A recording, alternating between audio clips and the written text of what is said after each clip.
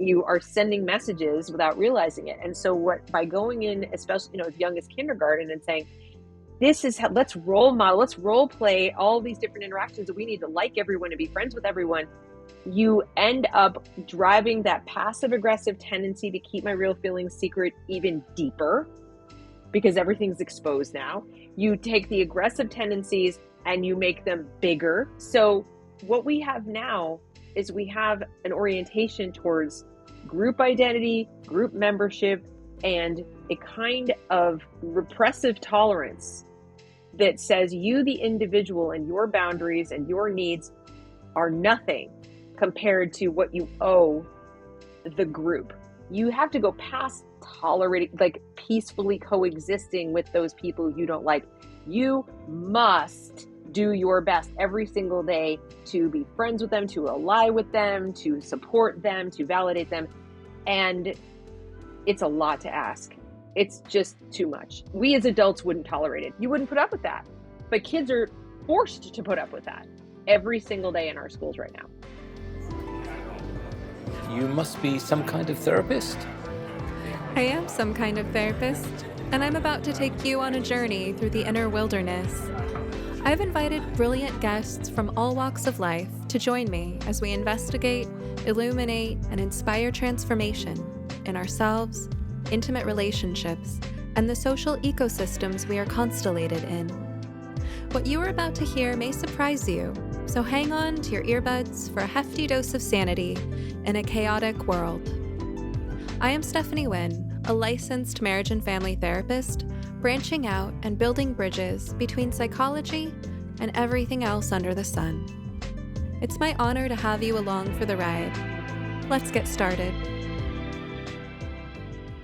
Today my guest is Deb Fillman. She's a former educator and a private tutor, as well as a host of the YouTube channel and podcast, The Reason We Learn, which is also a blog on Substack.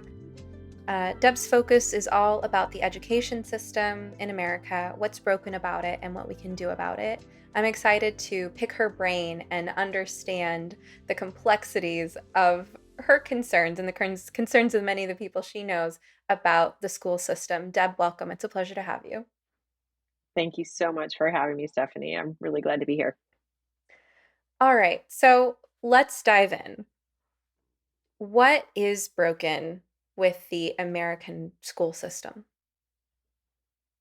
Number one, I would say, is that it is not child focused. It's not focused on children as the most important people involved in the system. And I don't mean in terms of, pampering. I mean, just as this being their childhood they're spending, their developing minds that are being exposed to whatever's going on there, their development of social and emotional skills. We hear a lot about it, but it's not so much focused on them. And I think that's really the crux of it, that they are treated more like a kind of raw material or a product than they are the receivers or the consumers or the just human individuals. If I really to sum it up, that's what it is. So yeah, what are some of the specific ways that the way we do education in this country does not match the actual developmental needs of children? Well, that's a great question. I'm so glad you asked that, because so few people seem to be asking that question when they look at what's going on in schools.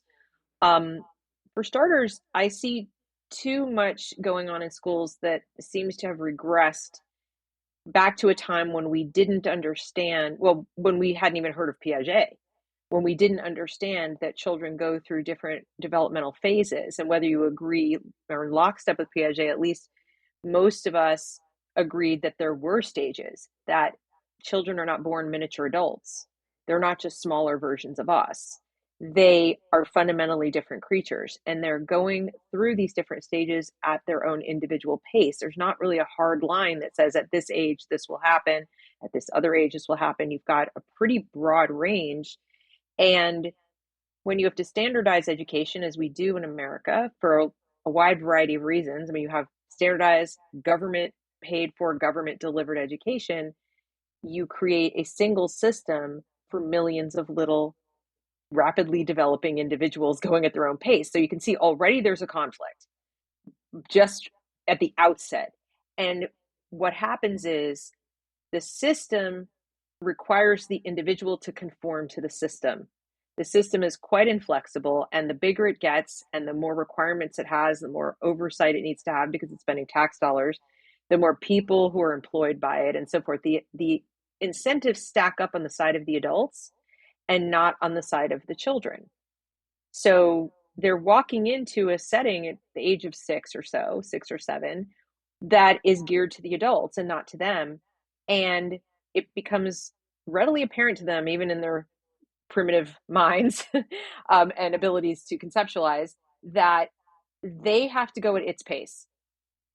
And so that's one of the ways, just right away, the whole thing's standardized. So we are not taking into account their developmental phases. Now let's get to the specifics. In elementary school, what I'm seeing is less of a focus on the newness of the child in terms of being a concrete thinker, being a person who needs to make sense of the world and to feel that the world can make sense. Okay. So that's a tough nut to crack. People take it for granted that whatever they're saying to a child makes sense. It doesn't necessarily. And if you present ideas to a child that do not match what they see with their eyes, or what they experience with their five senses, it adds to their confusion. So increasingly, I'm seeing higher order concepts presented to children under the guise of social and emotional learning exercises, asking really deeply personal questions they may not even understand. I'm seeing some signs of operant conditioning going on, where students are being explicitly taught at young ages to question their five senses and question their gut instincts and their own sense of personal safety. And I don't think that's benign, in large part because developmentally, they will follow what the people in authority tell them to do, because their number one priority is stay safe. Their number one priority is, I'm not with my parents, I'm in an other environment with other people. So it's a survival skill. I have to stay safe. And if the people in power over me tell me to do X, I do X. And that's disrespectful of the fact that they are emotionally vulnerable. They're intellectually and cognitively new. It's all new. And their ability to conceptualize and ask questions is limited not just by the vocabulary, but also by the role that they're in. They're in a subservient role. And so that's at the elementary level. As you get into the middle school level, then I see it changing, where now they obviously do have more questions about where they fit in, but they're in a push me pull you game. They're not quite ready yet to completely differentiate from the family of origin. They're not quite ready yet to be on their own emotionally or cognitively, but they're flexing those muscles. And what I'm seeing in the education world is they're jumping ahead and grabbing hold of the smallest sign that the child is moving towards adulthood to say they're there. They can make adult decisions. They can self-diagnose with conditions. They're saying that now of elementary school students too, but especially in middle school. They're definitely diving in on those ninth graders at age 13 and saying they're as good as adult, but they're absolutely not as good as adult. In fact, they may be less capable of tuning into that natural voice inside that says beware than the elementary school kid is, because they have that push me pull you going on if they want to pull away. So they might be inclined to go towards an adult that says it's safe, come over here, pull away from family, go over to the peer relationship, come to me and do what I say. They're going to be more inclined to do it at that age, and now add hormones. So I see adults, especially starting in the middle grades, starting to almost take advantage. I see it that way. I see it as a little bit exploitative, taking advantage of a natural stage they're going through, but disrespecting that they're not through it. And of course, we get to high school, and now they're being treated as full-blown adults, and they are being encouraged to take action, political action, that is far and away beyond their cognitive ability, in terms of, they might be very bright, but they couldn't possibly have lived long enough or experienced real life, bill paying, working in a job, all those kinds of things, long enough to make the kinds of decisions, to take the kind of stance that they're being encouraged to take in the real world as far as political activism. So at every stage, they are violating the child's developmental phase, cognitive ability, emotional standing. And I haven't even touched on whether the child has any learning delay or any other kinds of trauma in their life or mental health concerns, if they're autistic or ADD. That adds a whole other dimension that might be violated because they're treated as all the same. Wow. Okay. So much to revisit there. I'm going to try to hold on to my thoughts in response to middle and high school. I want to go back to the beginning. So, you talk about how it's developmentally inappropriate to introduce certain abstract concepts to concrete thinkers when kids are still developing their psychomotor skills, their sensory awareness, and their learning through those embodied processes. And you're saying that increasingly the educational system for young children is not working with that developmental need and nurturing those skills, but it's trying to kind of push children to be able to understand concepts that are too abstract for them. So, I have recently become a big fan of the work of Leonard Sachs. His book, Why Gender Matters, is incredible. I'm currently making my way through his book, Boys Adrift. And he talks about these different types of learning and uses concepts that are better understood using other languages. So, in English, we have this one verb to know, but in Spanish, right, there's saber and conocer, which are easier for me to say and be familiar with than the German words he used in the book, which I'm going to butcher if I try to say them, but they're something like Kenntnis and Wissenschaft or something like that. But Well, I used to speak German, so I know the you difference. know what I'm talking. Okay, and you can Yeah, you can so one pronounce is more them like properly. awareness, and Hmm. one is more like wisdom or understand, like a deeper understanding, almost like scientific understanding. Right, So they're completely different. right. So there's one type of knowledge that's like, do you know arithmetic? Or do you know who was the first president of the United States, right? Do you know a fact? Or have you learned a procedure? That's one question. But do you know something in the sense of do you grok it? Do you understand it in an embodied way? And so he talks about how in Germany there's this it's normal to have these outdoor schools for very young children where they're outdoors year round. They call it forest school. And they spend their days just smelling trees and playing in leaves and watching tadpoles. And he talks about how it's so important to cultivate that sense of wonder that Mm. leads, with your natural curiosity to want to understand, wow, how does that tadpole become a frog? But increasingly in American schools, you see kids who have never played in a pond with tadpoles, never seen them before, and they're being taught the life cycle of a frog as if they're supposed to care. And it's this abstract, disembodied concept. And I recall learning from this book that the children who had this early exposure to the outdoors and to learning the world through their senses and cultivating that natural curiosity that results from that actually had higher scores years down the line when it came to reading comprehension and things like that. Um, what are your thoughts on that?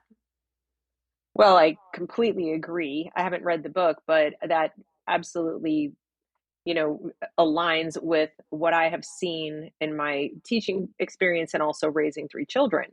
That the more, because they are concrete thinkers and because they use their five senses to experience the world, the more they can be in touch with reality in that way. As you said, the more curious they are and the better questions they ask. And when children are doing things like that and asking those questions, they learn about autonomy. So it just goes with the territory. You understand that your perception of reality and then the ability to ask a question is how you get knowledge, how you get educated. You very quickly realize at a deep level that your education is yours. It belongs to you.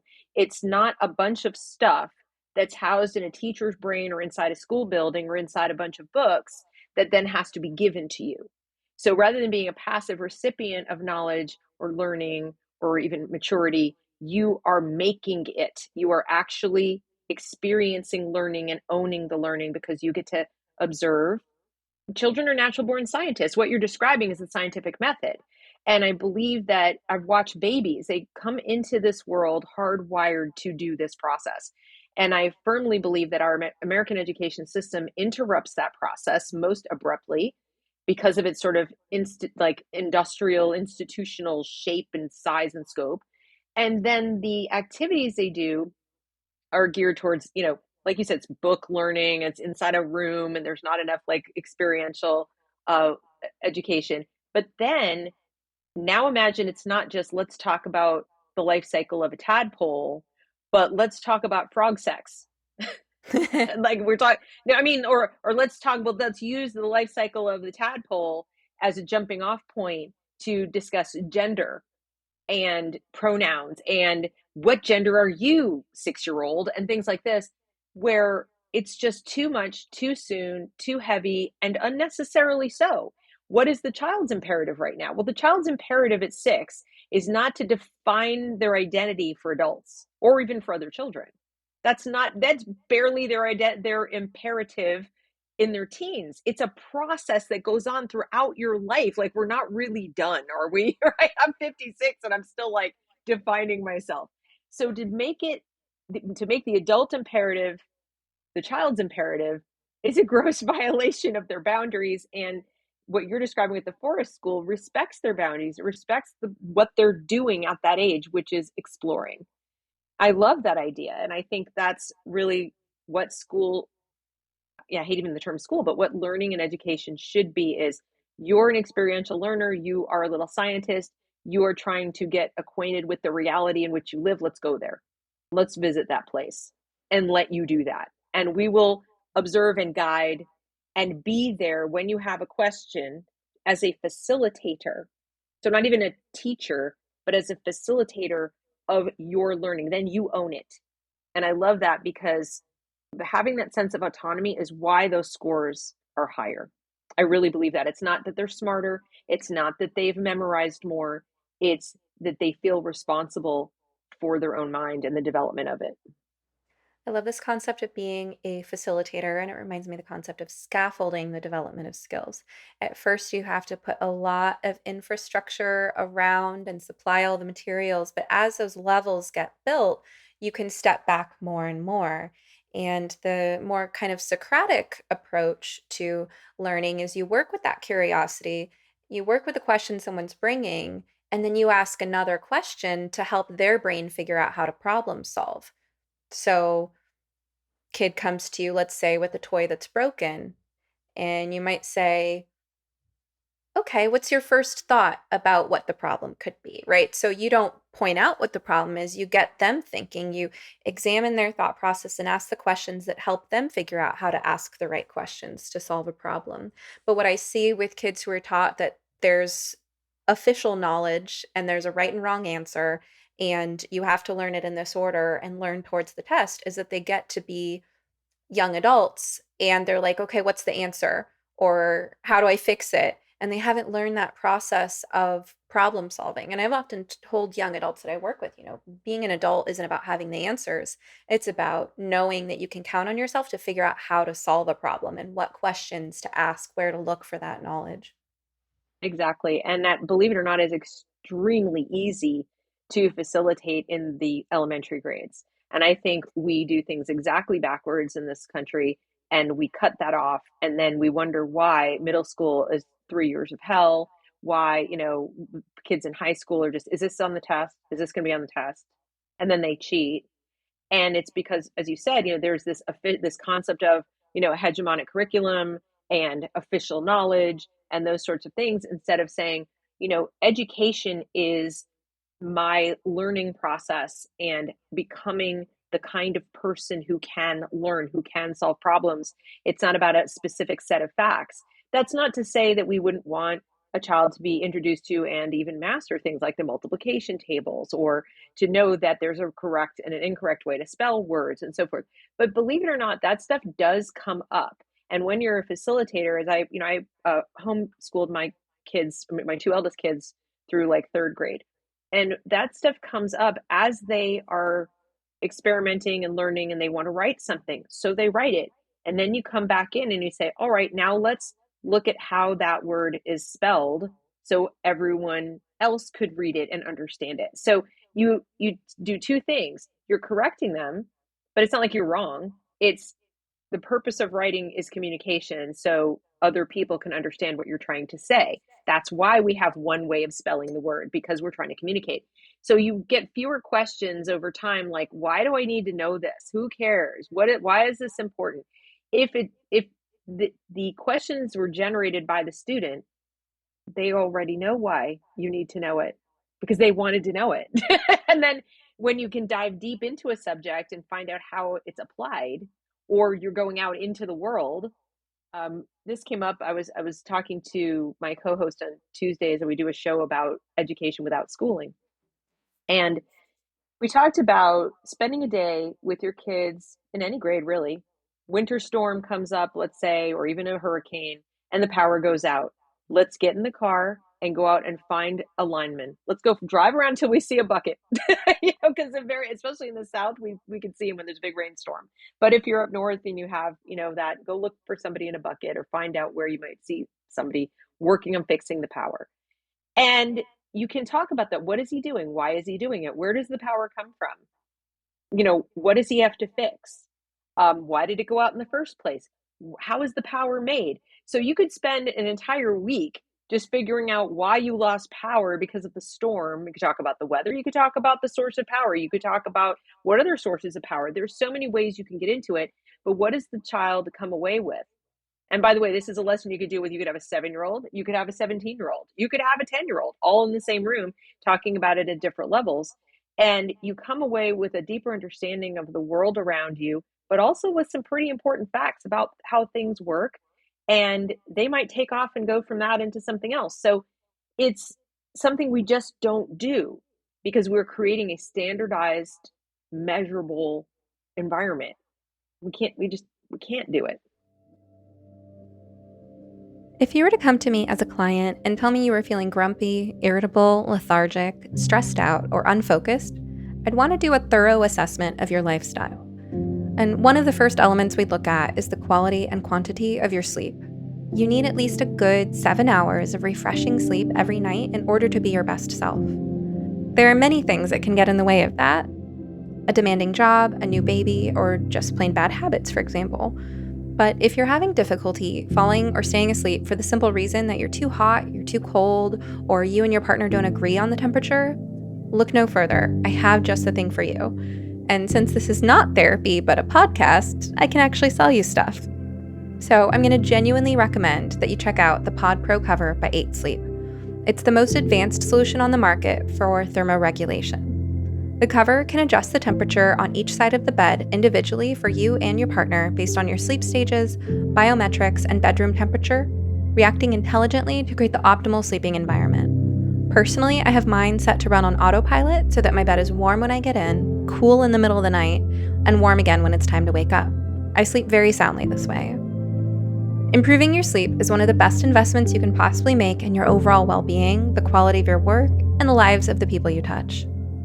So go to 8sleep.com to check out the pod and use the code SOMETHERAPIST at checkout for up to $200 off your purchase.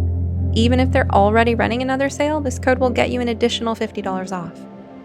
And to my listeners around the world, 8Sleep currently ships not only within the USA, but also to Canada, the United Kingdom, select countries in the European Union, and Australia. All right, now back to the show. And even something that is as concrete, as clearly right or wrong as multiplication tables, which are useful to just memorize. I'm thinking about the math lessons I had as a kid, and I don't know how many word problems I've answered in my life where, Johnny has 6 apples and 7 buckets, and whatever the story might be. But I can't recall in my own experience having any real life math problems to solve.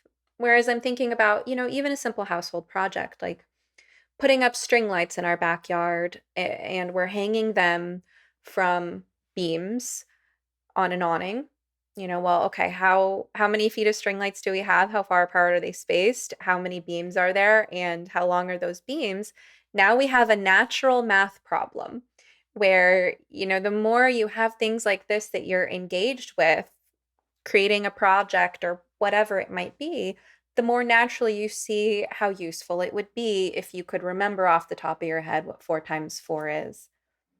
Exactly. Exactly. And that you can build things, you can cook, you can do so many things, and there are just very few opportunities anymore in the public school system, or even to a large degree in private school systems, because they're becoming very regimented as well.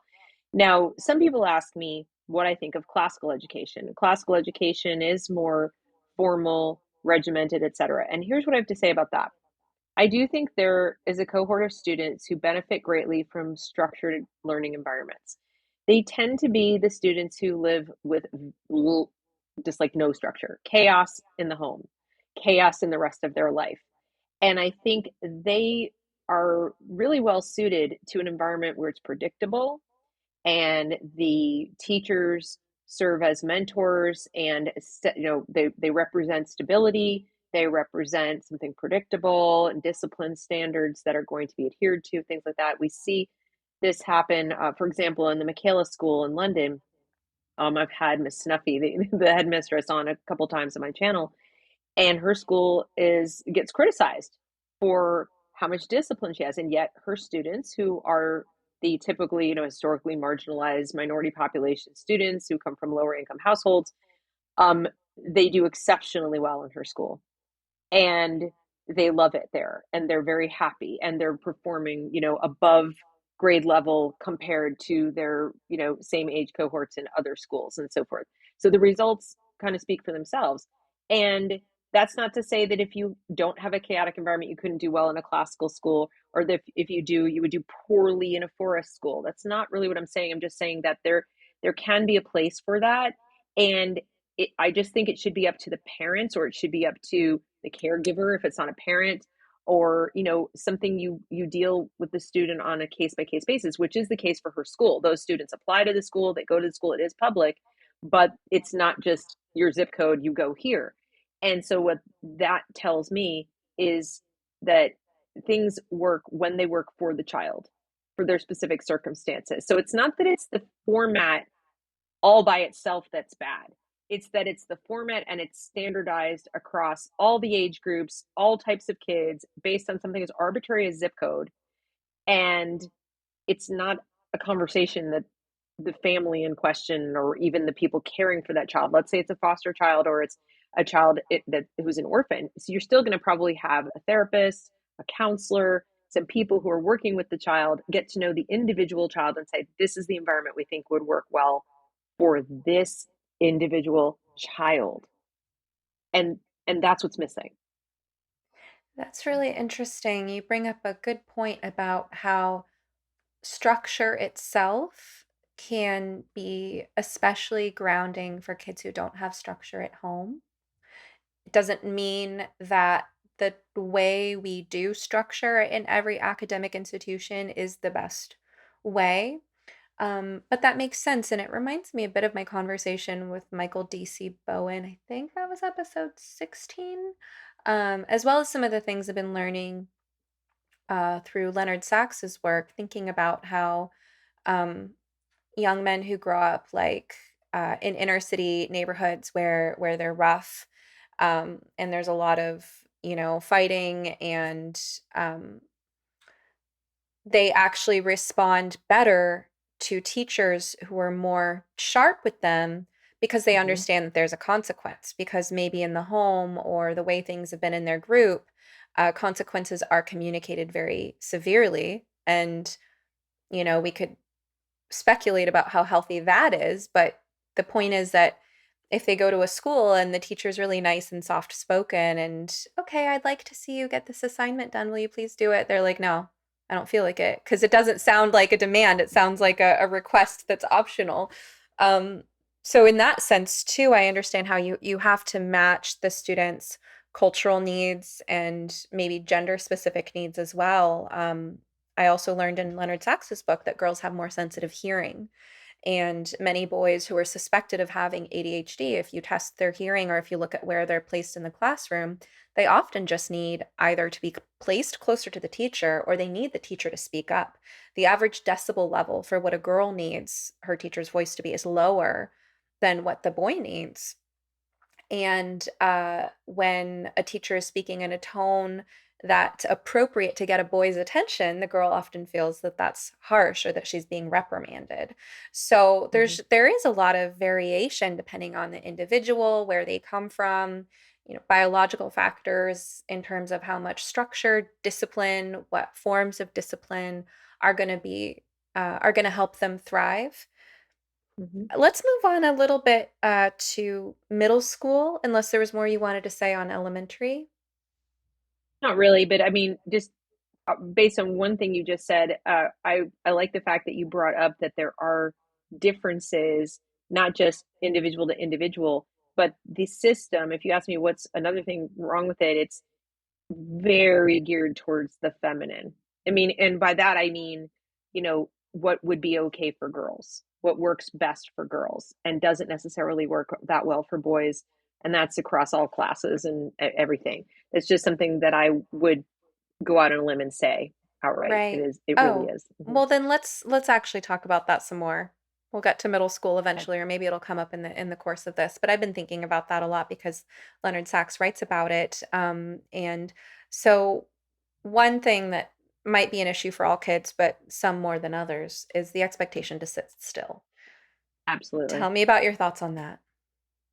Yeah, it is just disregarding the reality that by and large, and again, we're speaking in generalities here, by and large, boys have a harder time with the sheer number of hours that the typical school day requires them to sit still and be quiet and listen and not speak and not touch anything or anyone and not basically not be physical.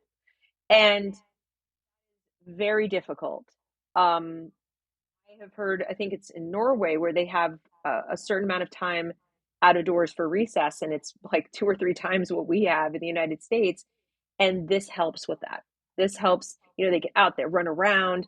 Um, my eldest daughter has ADD, and even though she's female, I've seen what it does to a child with ADD to have to sit still. So I organize things in at most 20-minute chunks. I allowed her to move while learning. When she moved while learning, she did a better job on remembering what she was supposed to do. She enjoyed it more and so forth. But for boys, this is amplified.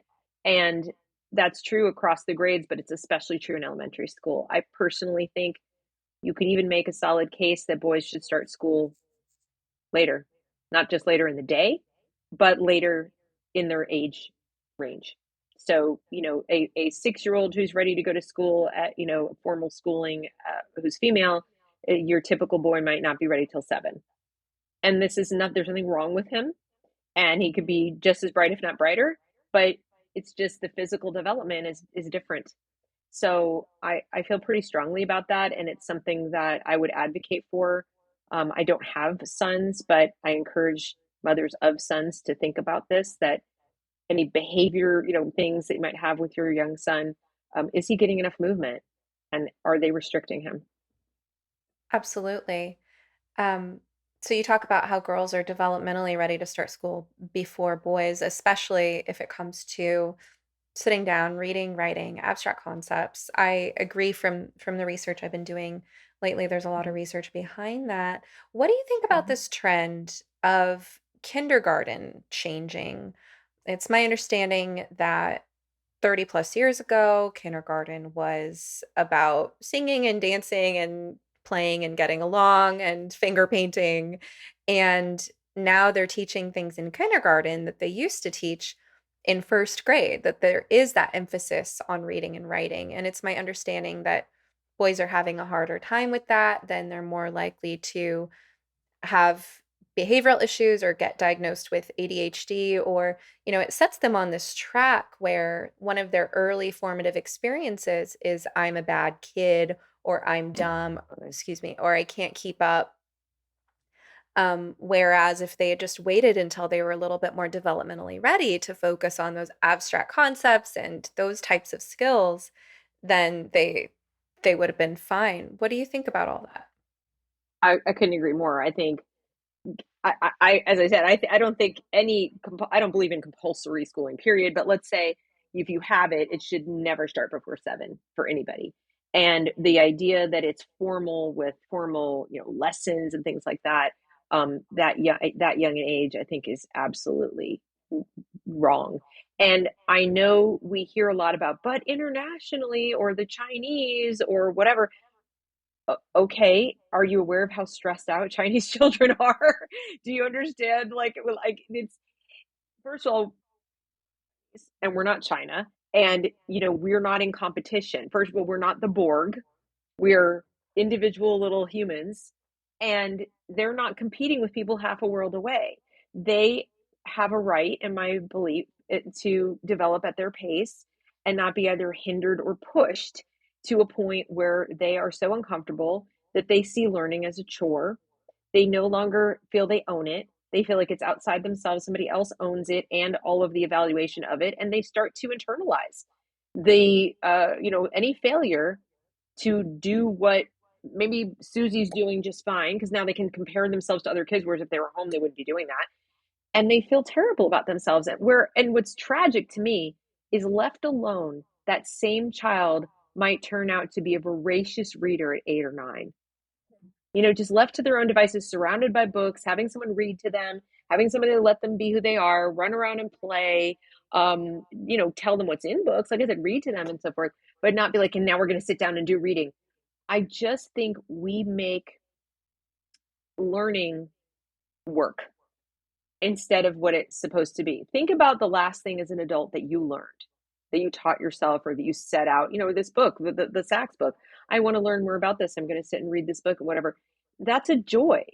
It's not work. You chose to do it. You devoured the book. You thought about it. So maybe to someone else it might be work, but it wasn't to you. Now you're a little kid and you went from like running around playing and everything's fun and life is beautiful to sit down, be quiet, do this thing. And you're only 6. I just think it's way too young. Even in preschools, I'm seeing them drill the alphabet and do all this stuff. This isn't how parents parent. If you think about it, mom and dad, when you taught your kid to speak or you taught them to use a spoon, you didn't say, here, hold the spoon. Now hold the spoon. Like, come on, nope, that's the wrong way. Hold the spoon, hold the spoon. You're just like, hey, it's like this. I mean, you made a game out of it, or if they didn't do it right, you're like, it's okay, we'll do it next time. There's more forgiveness. When you corrected their mistakes in speech, you corrected for meaning, not for pronunciation. All of these things come naturally to us as parents. And then it's like an expert comes along and says, and now it's time for kindergarten. And we forget, what was perfectly fine yesterday for a child to learn in this organic experiential way suddenly becomes like, oh no, I must not know what I'm doing. And you go take over and drill. And I just object to it strongly. I think it's a very bad idea. Let's talk a little bit more about why you say schools are more geared toward girls, that they don't work as well with boys' learning styles. Mm-hmm. Well, there's the aforementioned movement component. Boys tend to be, again, speaking in generalities, more physical. They do tend to be emotionally slower to mature. When they do physically mature, and again, they're somewhat behind girls in terms of their growth spurts, in terms of puberty, and so forth. So that can be confusing for them. Um, so you have all these physical reasons. And then I would also add that boys tend to be more comfortable with a level of direct discourse that is frowned upon in the formal school setting. So what to them would be fine, and appropriate way of speaking to each other, an appropriate way of speaking even to the girls, whatever, is you know they're told it's bad, it's rude, it's too direct or impolite, or they hurt someone's feelings. And so there's so many opportunities for them to step on toes and not be respected as just being different, as just having a different way of interacting. We comedians joke about it all the time, that a guy can insult his best friend and they're fine the next day, whatever. But if you said something like that to your female friend, you wouldn't speak to her ever again. Well, now again, imagine you're a 7 or 8 year old boy and so like, why is your hair like that? Or you might blurt something out or say something, and it comes naturally. and now they're chastised, they're scolded, and they probably didn't mean anything by it. It's just more natural way of dealing with other humans. And so the social and emotional standards, the social mores are more along the lines of what women would find acceptable. Most of the teachers in elementary school in particular are female, and now increasingly also in middle school. So they're also not really given a chance to have adult role models during the day who are like them, are male. And I do think that's needed. You know, it's funny to me that we talk all the time about culturally relevant education, and it's important the teacher look like you in terms of really superficial stuff like race. But when it comes to like, I'm male and my teacher's male, I mean, that can be, or having access to a certain number of teachers who are, I think that's important. And we don't really talk about it very much. I don't think schools are a super hospitable place for typical male teachers either. We have the, increased scrutiny on men that came about because of the fears of sexual impropriety and so forth over the years. So I think a lot of men are desperately afraid to go into that. They've been described so often as predatory that it seems scary to be around little kids, even though they might be absolutely wonderful elementary school teachers. I've known a few. But so it's a female dominated space. Most of the people working there are women. There's just so much feminine energy and feminine preferences that I think it's harder for a boy to find his place. And that's very superficial answer, I know, but that's kind of what I think about it. As a therapist, I've gotten an up close and personal view at what people tend to struggle with day in and day out. Turns out it's almost universal that we know we should be taking better care of ourselves in terms of the basic building blocks of well being, like diet and exercise. But as valuable as it is for our mental and physical health to change our lifestyle habits, it's also much easier said than done. People often set goals that are too lofty, only to feel even worse about themselves when their aspirations inevitably fail. That's why I recommend starting with positive changes that are as simple as possible. Enter my new favorite beverage line. Organifi makes it so easy to improve your nutrition and start feeling better right now, with refreshing plant-based blends of superfoods and adaptogens that you can just mix with water. My personal favorite is their green juice. It contains moringa, ashwagandha, chlorella, spirulina, wheatgrass, beets, turmeric, mint, lemon, and coconut water. 100% organic with no added sugar, and it tastes great. My family loves Organifi Gold, which promotes relaxation and restful sleep, served mixed with warm almond milk before bed.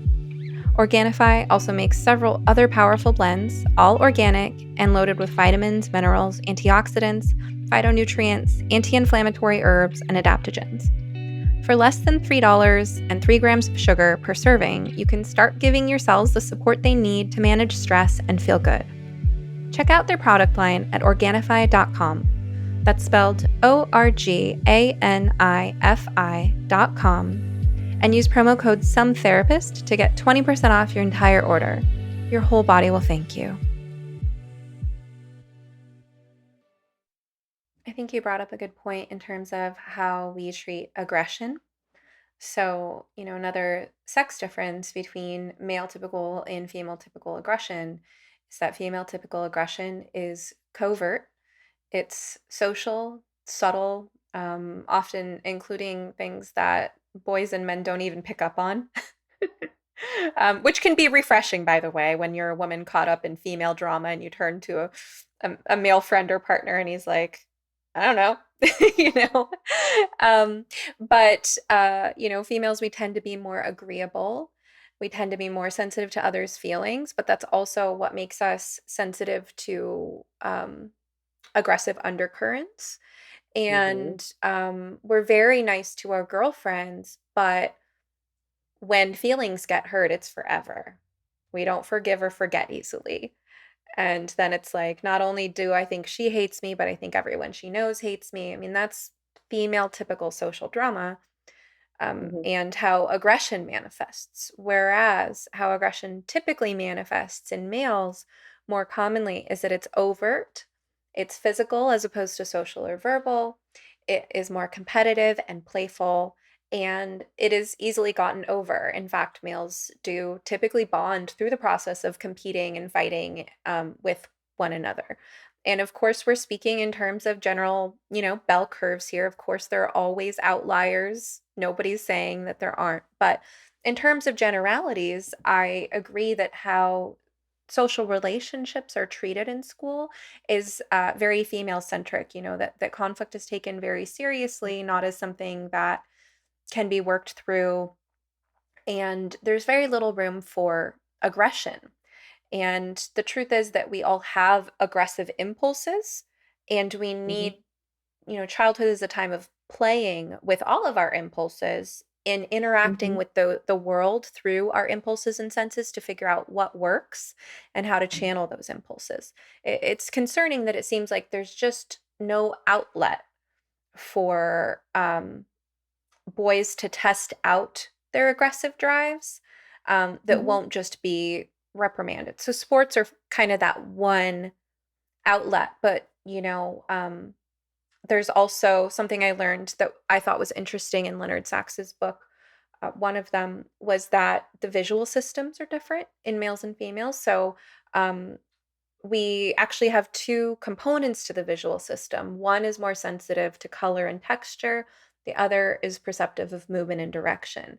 And females actually have more activity in color and texture perception, males have more activity in movement and direction perception, better Hmm. spatial awareness, right? I had a teacher in college who would give handouts and make this joke. He would be like, "Ladies, this is your lavender homework. Boys, it's your purple." He would make these jokes about how females have more language for color. And we actually have more activity in the visual system that perceives color. So no wonder. And so in Leonard Sax's book, he talks about how even art in school is facilitated in a female friendly way, where they're always like, give us more color, give us more texture, show us a more expressive face about how that person is feeling. Whereas what boys are interested in, they're more likely to have, you know, primary colors, and there's certain things that would be boring from a female perspective, but they want to show movement, they want to show action. Hmm. And so he recommends, instead of telling a boy, give us more color, saying, what direction is that going? Are there movement lines or, wind in the hair or Hmm. something that you could add to work with the boy? And that also includes things like crashes, right? Boys are going to be more interested in things that are kind of off putting to our feminine sensibilities, that we're like, I don't want to Hmm. hear loud banging things, right? But um, action, including violence.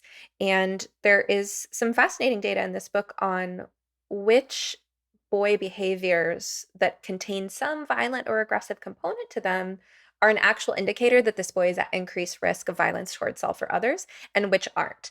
And there are many that are not. And those are the expressions of that healthy aggression that they need help guiding healthy expressions of. So then Hmm. I wonder what happens if you just squash that impulse in every form that it takes for boys. If you're just no, no, no, don't ever be aggressive in any way, then where does it go? I think that could be more concerning in the long run. Yeah, I think we may need to ponder whether we're creating ticking time bombs because, anytime you repress your natural feelings or inclinations for a long period of time, you end up with something not so good. Okay. Whether it's some, depression or whatever. But I do worry about boys in that respect. I also think that we have demonized some of the natural ways that boys express themselves, like competition, for example.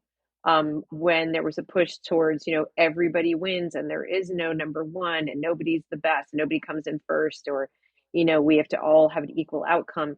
This is really, it's hard on everyone. I don't think it's great for girls either, but I think it's especially difficult for boys. I think boys have a more natural inclination to want to be certain about the boundaries of things, to be, have things very clear.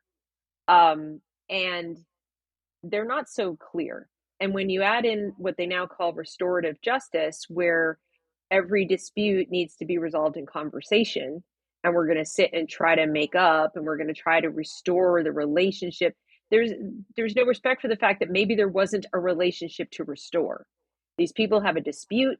Maybe the best thing you can do is let them go off to their respective corners and vent their spleen and then never talk to each other again.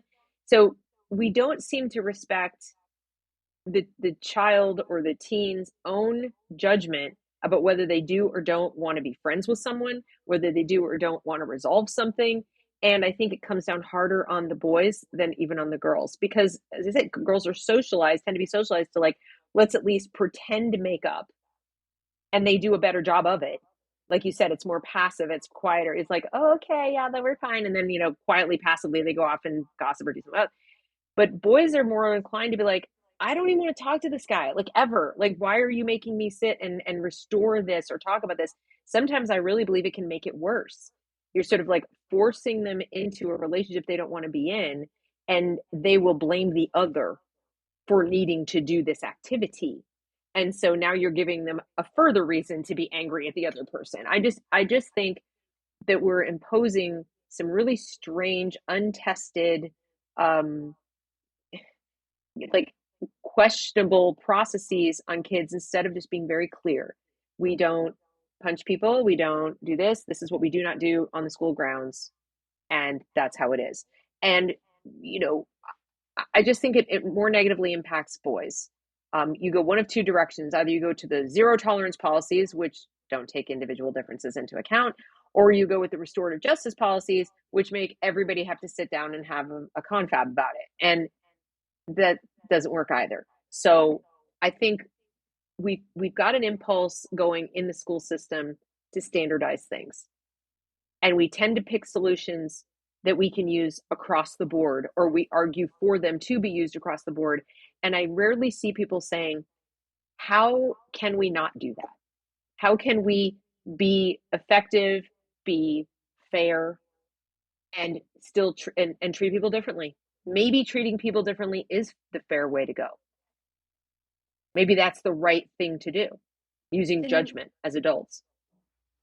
in what you're just describing about the kind of forced conflict resolution, it left me wondering, what about just civility? Because that's all you actually need to have as an adult. And I feel like actual civility it's such a easy baseline, and yet it's missing from so much of adult society. I feel like the lesson there isn't let's hash this out and have this lengthy conversation that's beyond our ability to focus on when we're triggered because we're flooded with stress hormones. We're not even in a state of mind to concentrate on that conversation.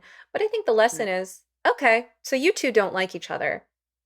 Now, here's your opportunity to figure out how to peacefully coexist in a world in which there's someone you don't like.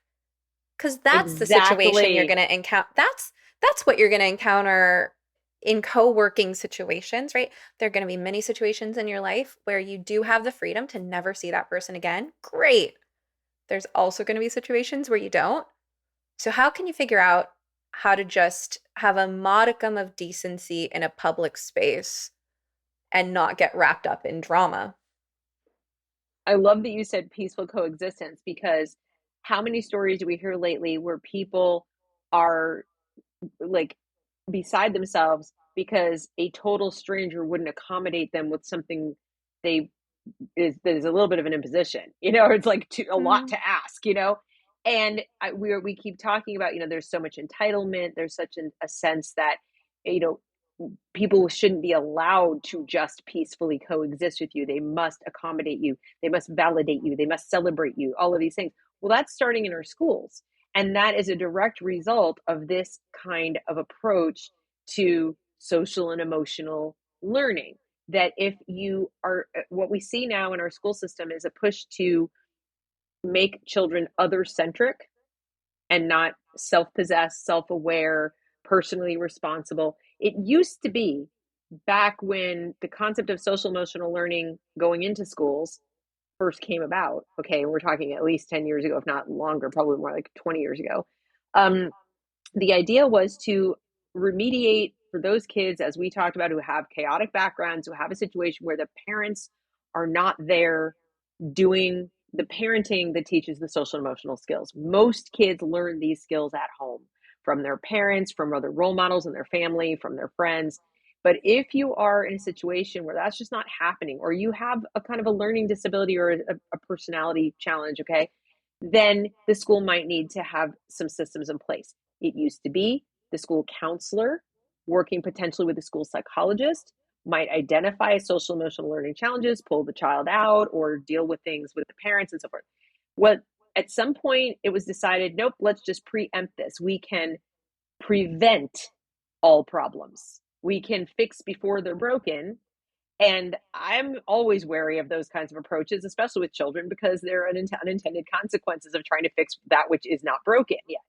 You are sending messages without realizing it. And so what by going in, especially, as young as kindergarten, and saying, this is how, let's role model, let's role play all these different interactions that we need to like everyone and be friends with everyone, you end up driving that passive aggressive tendency to keep my real feelings secret even deeper because everything's exposed now. You take the aggressive tendencies and you make them bigger because you're, repressing from an earlier age across a, wider population.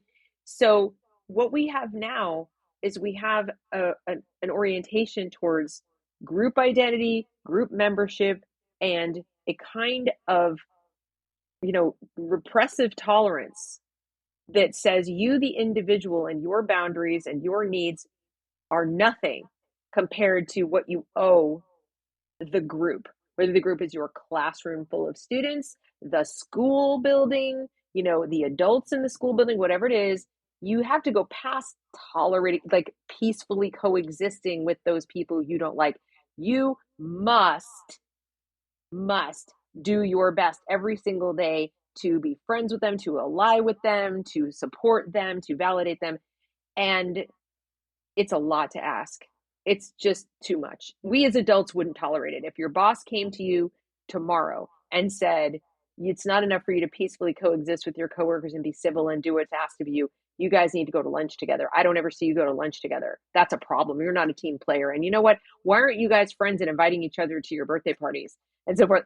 You would be like, buddy, get out of my life. Like we just don't get along. I mean, we're doing our jobs. Leave us alone. You wouldn't put up with that. But kids are forced to put up with that every single day in our schools right now.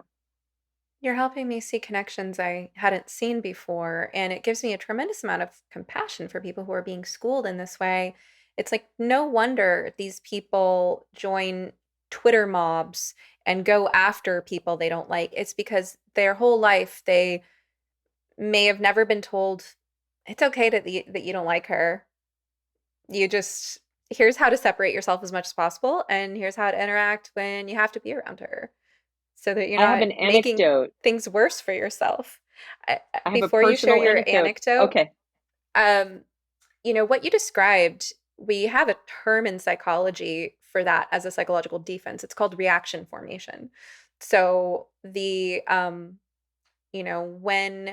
you have an intolerable and negative feeling towards someone and it violates your sense of who you are or what your morals are, like let's say you really don't like this woman in your church, but you're a devout Christian who supposedly loves everyone, like then reaction formation is a psychological defense by which you kind of double down on acting as if you feel the opposite. So it might be like you go out of your way to be super sweet to her, you bring her gifts, you invite her to your parties. Meanwhile, you never liked her, and this is all completely optional. You're just making your own problems in your own head, right? So reaction formation, I know, is an individual phenomenon, but it's kind of like it's being enforced as a coping tool for everyone, and that just really grates on my nerves. Now, please go ahead and share your anecdote. No, I was just going to say that when my daughter was 10 years old and she was in school in a public charter school, there was a young boy who followed her everywhere. A boy in her class just followed her all around, would pull a chair up when she was talking privately with one of her friends or working on a project with one of her friends, and would just, stick his head in and just start talking to them and like, what are you doing? What's going on? Whatever. And be everywhere she was. And she tried many times to just physically distance herself at first. That didn't work. Then she tried to say, we're having a private conversation, whatever. That didn't work. And ultimately, she had to ask him more directly, like, can you just leave us alone? Okay. And as I believe her that she was as civil as she could have been, given that this person would just not leave her alone. He went to the teacher, the guidance counselor, whoever it was, and complained and said that my daughter had been mean to him or whatever. And rather than counsel him what you just said and say, I'm sorry your feelings were hurt, but not everybody is going to want to be your friend. And maybe you should just give her some space and just, find another friend or whatever you would say to a child that's complaining that someone doesn't want to be their friend. Because that happens in life. Not everybody even if she'd been mean. Let's say, worst case, she'd been like, get away from me, you freak. Okay, which I wouldn't approve of, just to be clear. But even then, you would hope the counselor would say, that's really unfortunate, and I'm sorry that happened, and maybe I'll speak to her separately, but what are you going to do, right? Instead, my daughter was called in, sort of ambushed. This little boy was in the room. She was called in and sat down, and sort of in an accusatory fashion, is it true that you won't be his friend? And she's like, yeah, like just trying to get out of this. Well, everybody in this school and everybody's friends with everybody, and we don't exclude anyone, and we have to include everyone. So it's wrong of you to exclude him from your social interactions and make him feel excluded. And even Yikes. brought into it that, well, he's diabetic. And so he, like, this is relevant. And my daughter's like, so like, what does that have to do with he's an annoying person, And I picked her up from school that day. She was so angry, just so you could just like, she was like hitting the seat and just letting it all out physically, like, why? And this is totally unfair. And it just furious. And she told me what happened. And like I always used to do, I called up the counselor. I say, can you help me understand what went down? Like, what happened here? Because I have this story, right? I'm going to call him, all right, So what's going on? And to my shock and horror, she's absolutely, yes, that's exactly what happened. This happened to me many times, by the way, with my children, where I would call up giving the benefit of the doubt that I've misunderstood something. And the teacher or whoever it was like, no, actually, she accurately explained what happened, and this is why. And this woman, by profession, was a therapist who was now working as a school counselor. And I just was speechless, absolutely speechless. In the era of Me Too, in the era of personal boundaries are important and all these things, is a person telling a 10-year-old girl that she may not maintain personal boundaries with a 10-year-old boy. And I was just speechless. I don't even know what to say. So that's just one anecdote. And having spoken to my daughter, she said that was common. You were not permitted to discern. And at what point does the boy ever learn that this is not how to make friends? It's certainly not how to get a girlfriend. Um, there is a time for telling someone in a certain context that their behavior is creepy, whether you use that word or not. Um, Part of growing up is learning to see ourselves from the outside. That socialization process where our sense of identity internally matches our sense of identity externally. Right now, there are people who have this idea that you can just come up with an idea of your identity and then tell everyone, and they're just supposed to participate that that is your identity. But that's not developmentally how we form an identity. We form it through negotiating with the world. We test out different ways of trying to socialize, and we get feedback, whether that feedback is explicit, like, I don't want to be your friend, or whether that feedback is, just that we have to learn how to take a hint. And that boy's behavior is not the kind that would naturally make friends. So how does that help him in the long run? How does that help him to socialize, to be able to make friends, to be able to get a girlfriend in a non-creepy way as he's older? It doesn't help him, but it does set up a concerning dynamic about that message, especially being sent to girls who are already more agreeable and who are physically weaker and, a whole lot more likely to get sexually assaulted. To send us that message that if you don't like someone, that says something bad about you, and you need to get over that, and you needed to include. I mean, it almost helps me make sense of concerning dynamics I've witnessed in girls a little bit older than that, who, were pursued by guys that they never had any interest in, but still felt bad about turning down. And, And maybe then if I hadn't been there to say it's okay to turn him down, something could have happened that she didn't want. Right. It's also they're not learning that you shouldn't want other people to be uncomfortable around you. Even Right. if you don't feel like you've done anything wrong, if somebody is uncomfortable in your presence, then, you know, that you can say, well, that's on them or whatever. Not really. I mean, it depends, but for the most part, no, it's not. If you're both equally allowed to share that space. So let's say, for example, what happens in older grades, middle school and above, although now they go all the way down to elementary school, where it's anyone can use any bathroom at the school that they want. And if you're in an environment where that boy, if she were still there, he could follow her right into the bathroom. And what's going to stop that from occurring then again when he's older? And then when he's a little older and he's bigger and he's stronger and so forth. And he has never been told no. He has never been told that it's perfectly okay for the girl to say, back off, get away from me. And he decides that now is the time where he's going to assert himself and, get good and mad about it. Remember, he was physically pulling the chair up. He was leaning in. He was in her physical space as it was at 10. So if that's the message consistently delivered across the board, as you said, you're doing both of them a disservice, but you run into real safety risks as they get older. And making people feel vulnerable when they shouldn't have to is abuse, in my opinion. I mean, I think it's really unfair. And so it is it's sort of a weird thing that like we're going to arrange things around what seems more comfortable for girls, but then we're going to impose upon girls and take advantage of that trait when it suits us. It's like the whole system is confused about what it's trying to do. And so I come back to what I said at the outset of the podcast, that it seems organized around what makes the adults involved in it feel good or comfortable at the time, at the moment, in the scenario, and does not ask enough questions about what's the message to the child? Where is the child right now in their development? What is the project they're working on in life at this stage?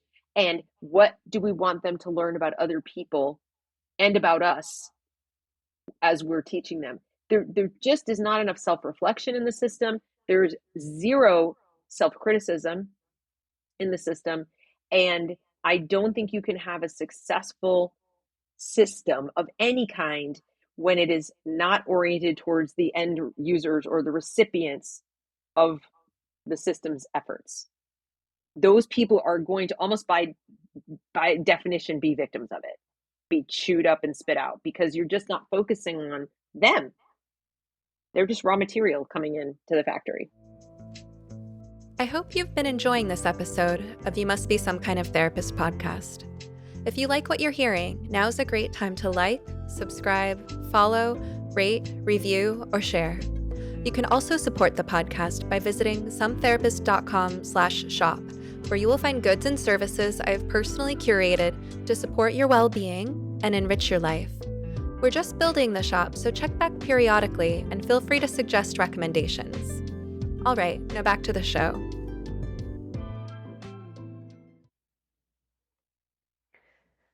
While we don't have time to go as in depth with middle and high school as we did with elementary, you did say something poignant earlier when you were talking about middle and high school. You talked about that natural phase of pushing and pulling. So the ambivalent attachment phase of growing up. Developmentally we call that the second rapprochement, the first one being in toddlerhood, when you first learn the meaning of the word no and want to experience your independence for the first time. So teenagers can be much like toddlers in that they still need you and they're not fully grown, but there's a lot of pushing away trying to assert their independence. So you said that increasingly you're concerned that teachers are sort of manipulating and triangulating that natural developmental phase. They're whatever the teacher's own agenda is in terms of their political beliefs or what have you, they'll sort of be the other party that the kid is triangulated with and, position themselves as, I'm different from your parents. I'm cool. I'm hip. I'm progressive. I'm a safe space, whatever, this and that.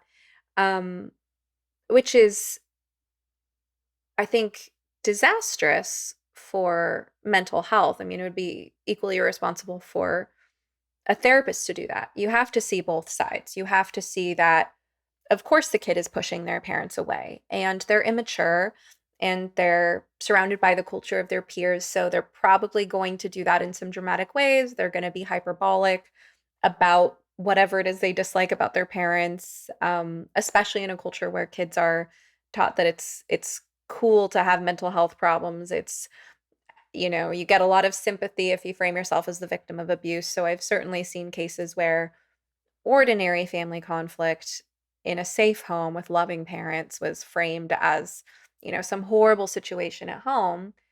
And then the teachers just not only do they buy into that without question, they kind of exaggerate it or they encourage it. And that's not a healthy developmental process because what adults need to be doing is kind of recognizing in the child in that context. Like, of course, you're splitting being, breaking people into good and bad. Of course, you're intensifying things and feeling a lot of distress about your family, but also you still need them and they're your people. And no matter where you get to in life, you're going to have to integrate where you come from. And if you're concerned with mental health, it's generally better for most people's mental health to have relationships with their families, except in cases of extreme abuse. But, if you're a teacher and you actually think there's extreme abuse going on, well, then you're a mandated reporter and you should contact Child Protective Services. But, short of that, um, I guess I summed up my own take on it, but I had wanted to kind of give that back to you because you'd brought it up earlier. Yeah, well, you summed it up very well. That's exactly what's going on. It's triangulation, and the teachers are behaving more like a peer. And the difference Mm. is a same age peer, you would expect to do it. Even the child in question expects them to do it. Okay, they don't expect them to question what they're saying about their parents. Um, and you don't really hold the same age peer responsible for either mandatory reporting if they think there really is abuse, or for nudging them back to work on the relationship with their family. I think that teachers are overstepping. I think in many respects, we might be dealing with some projection and working out of their own unresolved issues about their parents, through these children, which is its own form of dysfunction. um, and I think they have an ethical responsibility to do their level best to encourage the child to pursue whatever avenue they need to pursue to strengthen the family bond. Give them their argument. Let's say the mom is overbearing. Let's say dad is absent, emotionally absent, whatever. Then that's an unfortunate situation. There's help for that can work with them as a family. But the most the teacher should do is say, if you need to talk to somebody about how you can talk to your parents to get closer to your parents, like you said, they're your people, you're going to need them. You should really, you and they should be trying to work on this, but that's really not my role. And you should be bowing out. Did you ever see the film version of Matilda, the Roald Dahl story? No.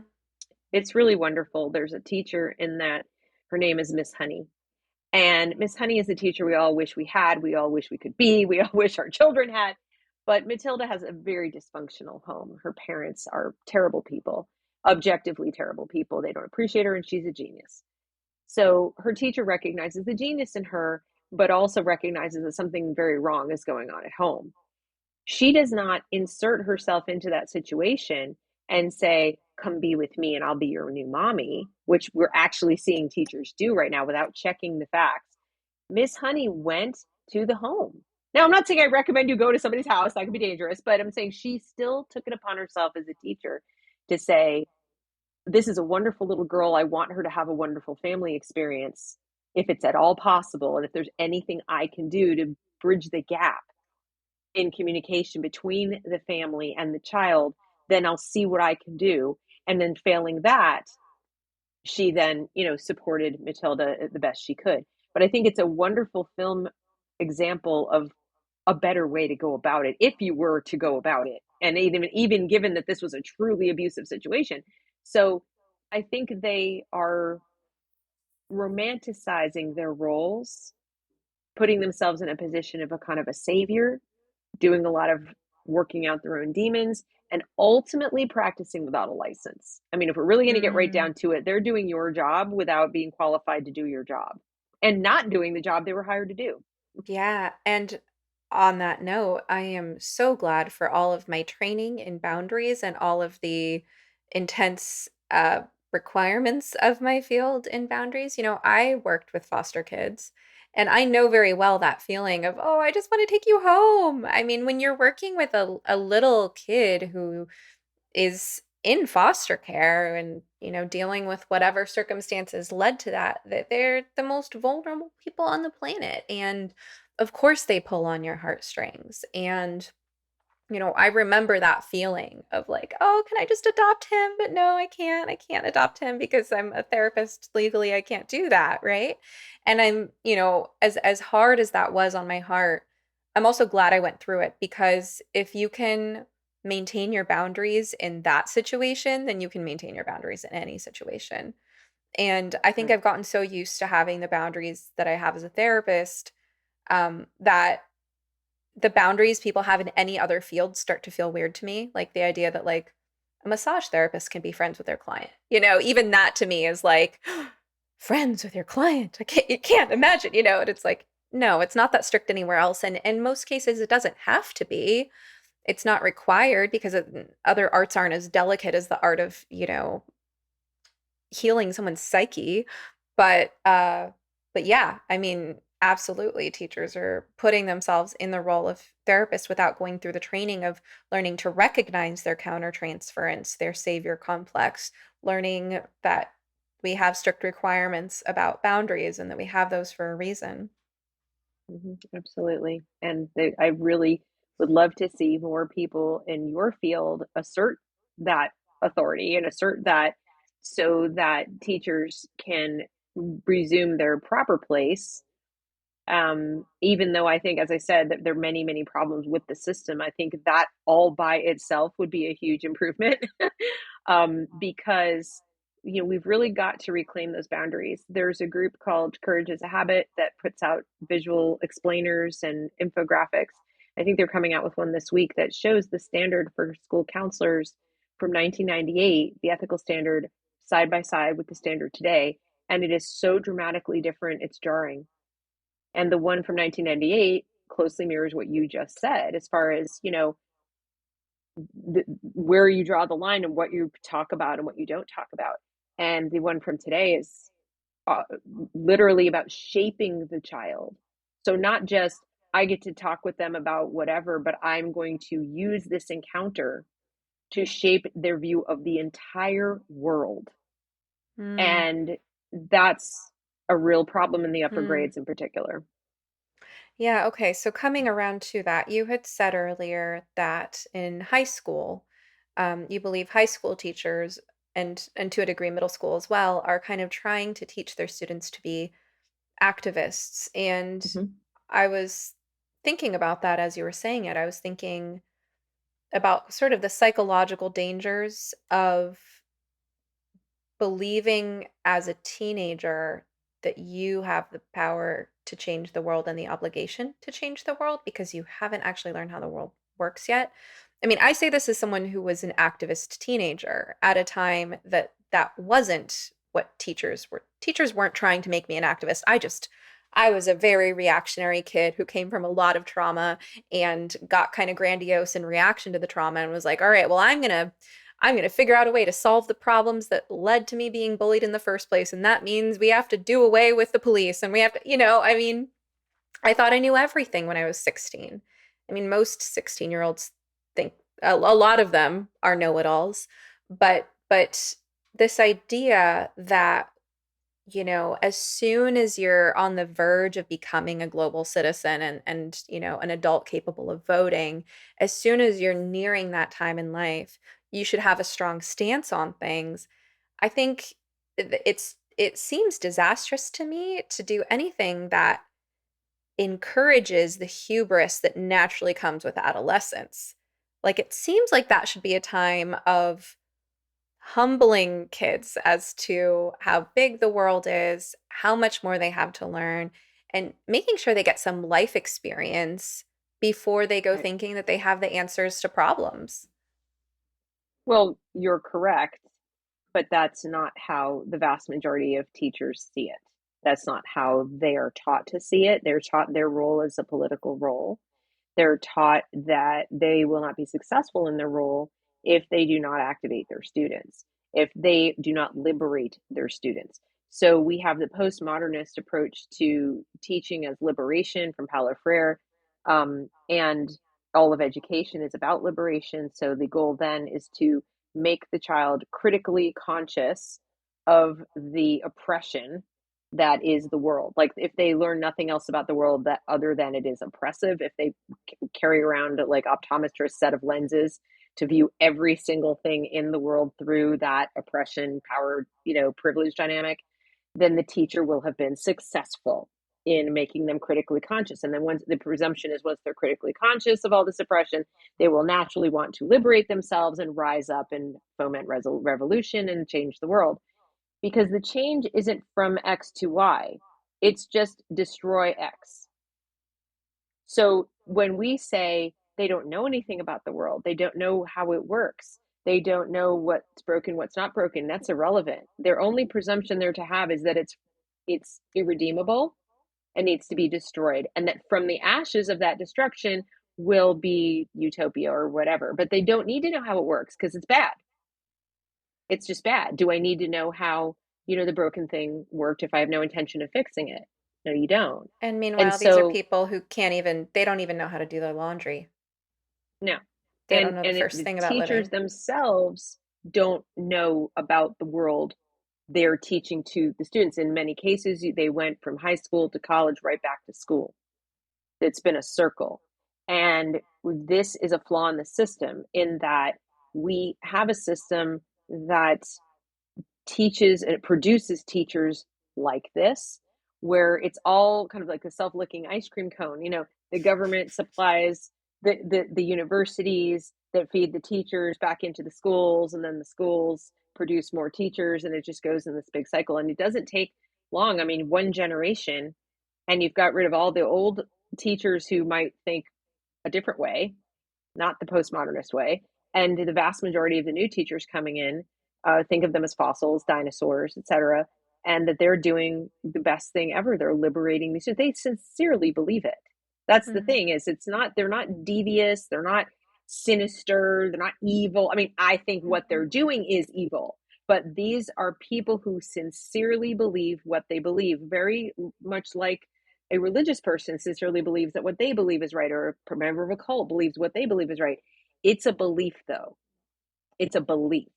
It's not once you start asking questions about how it works and why they're doing it, it all begins to fall apart. What I'm saying is the system doesn't ask those questions, because the project the system is working on is different than what parents think it is. So if you thought, I'm sending my child to school so they can become an educated person and a well-adjusted, self-actualized, personally responsible adult, that's not what the school's working on.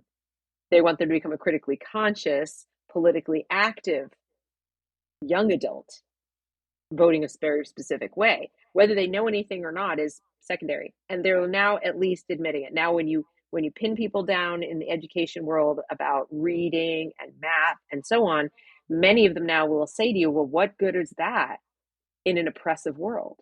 What good will that be if they're still oppressed?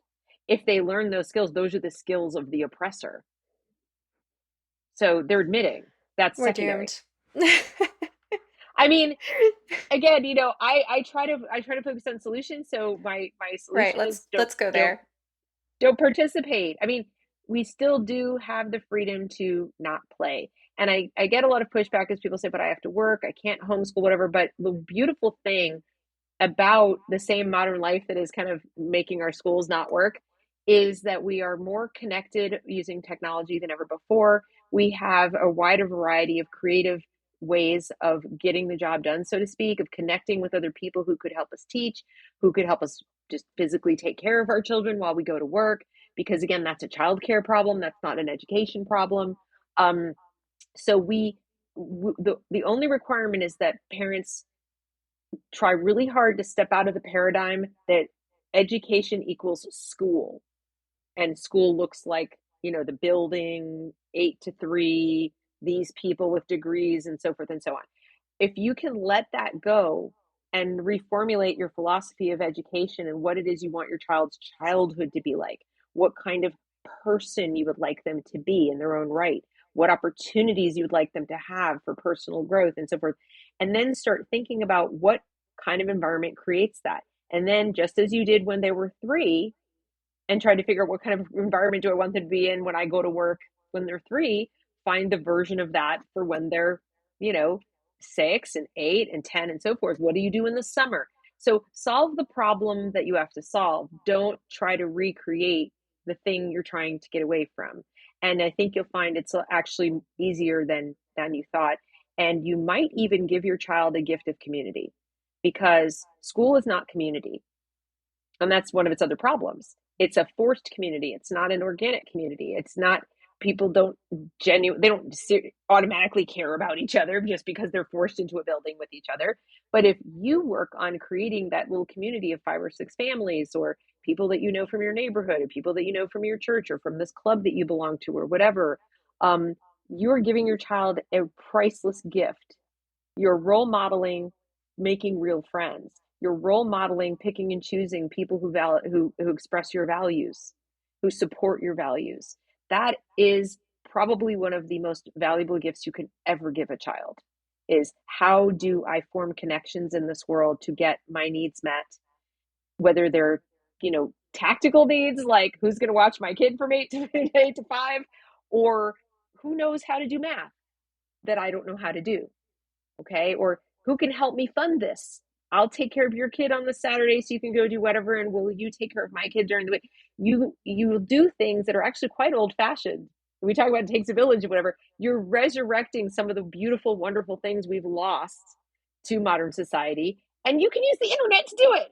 It's so great. Like, you can use modern tech to recreate the old fashioned style of community and togetherness that we lost in part because of tech. So I tend to be very optimistic about that. Well, you're very inspiring, Deb. I'm grateful that you're able to so quickly and succinctly wrap it up on a positive note. So, and you have a ton more resources out there. This is really just the tip of the iceberg of what you've learned and what you're sharing with people. So where can people find your work? So I'm on YouTube at The Reason We Learn. I'm also on Substack at The Reason We Learn. I'm on Twitter. I have a The Reason We Learn Twitter, but I do most of my tweeting at Deb_Fillman, and that's FILLMAN.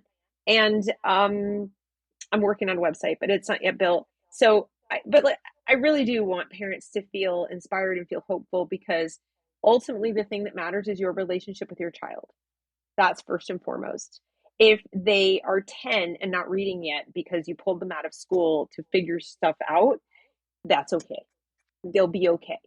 It's okay. Everything is going to be okay, provided you put that relationship first. I feel very, very strongly about that. And I just want people not to feel doomed, because you're not a prisoner.